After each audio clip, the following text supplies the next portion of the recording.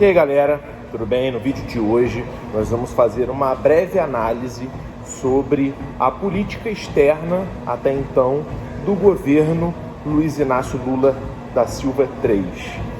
E o que eu tenho para falar sobre isso, tá? A primeira coisa em relação à política externa no Brasil, em todos os últimos mandatos, tá?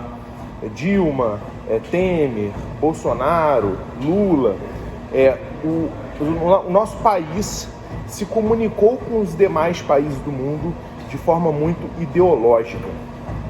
Como assim, Dario, ideológica? Quando nós tivemos governantes de esquerda, como por exemplo o senhor Lula e a dona Dilma, eles basicamente se alinharam com países de esquerda. Bolsonaro, todo mundo se lembra, teve um alinhamento automático com o Trump. Se identificavam e se alinharam. Como que eu vejo isso? Esse vídeo vai ter muito da minha opinião a respeito de relações internacionais.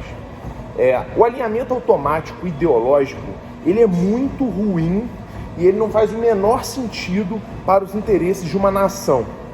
Porque a nação, ela tem que ter interesses próprios. A própria economia dela, a saúde dela, a educação dela, a defesa dela, a segurança pública da nação.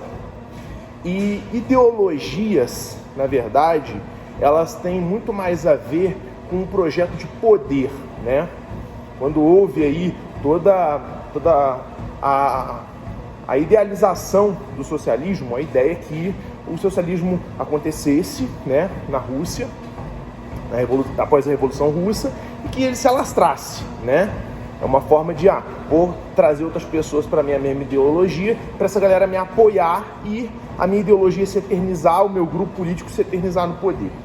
Galera, essa eternização no poder por ideologias, por partidos políticos, por dinastias, políticos que passam para seus filhos e tal, tudo isso daí não é positivo para a nação. A nação não está nem aí para isso, A pessoa quer, o cidadão comum, ele quer ter boas condições de viver ali, de um aluguel que seja acessível, alimentação acessível, um salário justo, um ambiente seguro para ele transitar na rua com a sua família. E o que nós vimos aí, por exemplo, no governo Lula, que começou agora esse ano, foi basicamente um alinhamento ideológico com a Rússia, com a China, com o Irã, com a Venezuela, com a Argentina, que é uma galera que acredita que o Estado tem que ser grande, O Lula basicamente está se alinhando com essa galera, Agora muito forte no BRICS.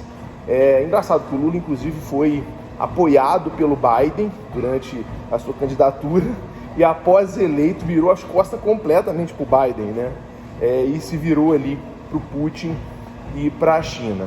Eu não tenho problema nenhum do Brasil se alinhar em temas que são interessantes para o Brasil, com China, com Rússia, com quem quer que seja. A minha questão é o seguinte: não é interessante para o brasileiro que o Brasil vire as costas para qualquer nação. Não é interessante, certo? O Brasil ele tem que estar o tempo todo disponível para fazer negócios. Então o Lula ficar defendendo, fazendo comentários assim, desnecessários, sabe? A respeito de guerra da Ucrânia. Cara, o Brasil não tem nada a ver com guerra da Ucrânia. O Brasil tinha que, tô nem aí, lavo minhas mãos, se der problema da Ucrânia e da Rússia, tá? Não vou me meter. O Brasil não tinha que se envolver, tá? Então, assim, eu sinto que o Lula, ele buscou esse alinhamento automático ideológico e, cara, ele erra muito nesse aspecto. Porque o Brasil, ele deveria explorar qualquer tipo de país, em termos, assim, de acordos comerciais. Mas o Canadá está do lado dos Estados Unidos. Tá, mas dane-se, entendeu? Dane-se, vamos lá conversar. Eu, por exemplo, moro no Canadá, trabalho no supermercado atualmente e, cara, não tem nenhuma fruta, por exemplo, no meu departamento, nenhuma verdura que venha do Brasil. Isso é um absurdo. Por que o Canadá está comprando, por exemplo, melancia dos Estados Unidos, que certamente sai muito mais caro, para o canadense, do que comprando, por exemplo, do sul ali do Brasil, Santa Catarina, que produz muita melancia? Por que está comprando, por exemplo, abacaxi do México, quando poderia estar comprando do Brasil? Por que o Brasil não está negociando? Provavelmente porque o Canadá está muito próximo dos Estados Unidos e o Lula não quer fazer negócio com aliados dos Estados Unidos. Isso não está certo. Certo seria o Lula se manter aberto a dialogar com todo mundo, inclusive mandar, né, que os seus diplomatas ao redor do mundo inteiro encontrassem oportunidades comerciais e buscassem negociações com os produtos brasileiros, tanto os produtos de matéria-prima, né, produtos agrários, como também produtos industrializados. Não só acordos comerciais, tá, galera? Mas acordos também tecnológicos, acadêmicos. Às vezes, vou dar um exemplo para vocês. Tem um país, em alguma parte do mundo, vamos supor, Hungria, vamos supor. A Hungria tem uma taxa de criminalidade muito baixa. Cara, por que o meu diplomata lá na Hungria não está conversando, entendendo as melhores práticas da Hungria em relação à criminalidade, para a gente trazer para o Brasil, né, esses dados, esses processos, e revisar a nossa própria maneira de lidar com esse tipo de tema? Então eu sinto que falta essa imparcialidade. Não é um problema só do governo do PT, né, o governo Lula 3, é um problema também que nós tivemos no governo do Bolsonaro, que infelizmente, cara, falta um interesse genuíno de se comunicar com o mundo sem preconceitos. Velho, se o país é ditadura, se não é, isso é problema deles, sabe? O que eu tô buscando é soluções para o Brasil, entendeu? Então, assim, largar de mão pautas que não tem nada a ver com o Brasil e realmente focar em soluções. Como é que esse país resolveu problemas de educação? Vou dar um exemplo para vocês. A Líbia, de Muammar Gaddafi, tinha 80% de analfabetismo quando Muammar Gaddafi assumiu a liderança da Líbia.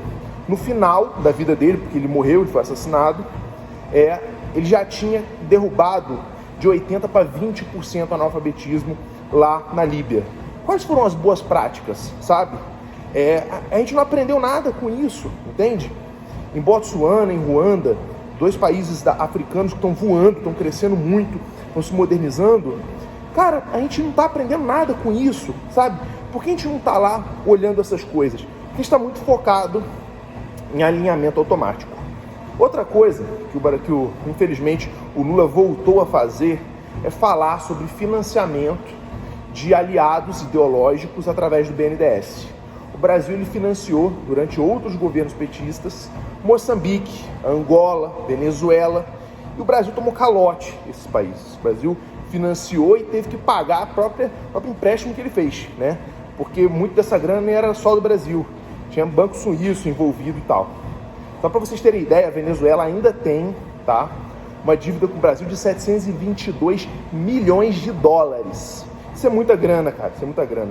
Se você converter para reais, a gente está falando de um absurdo, bilhões de reais, que poderiam estar sendo aplicados em construção de, ferrovia, né, construção de escola, de hospital público, enfim, equipamento, né, para as nossas forças de defesa, e nada disso está sendo aplicado. E apesar de ter tomado calote, o Lula quer voltar a financiar essa galera. Eu não vejo sentido nisso, pessoal, não vejo sentido. Eu acho que isso é um descaso muito grande com o povo brasileiro, sabe? Infelizmente, ele está tão focado em apoiar esses aliados ideológicos para receber deles apoio, para vender para o mundo uma ideia de que o Lula é um grande governante, né?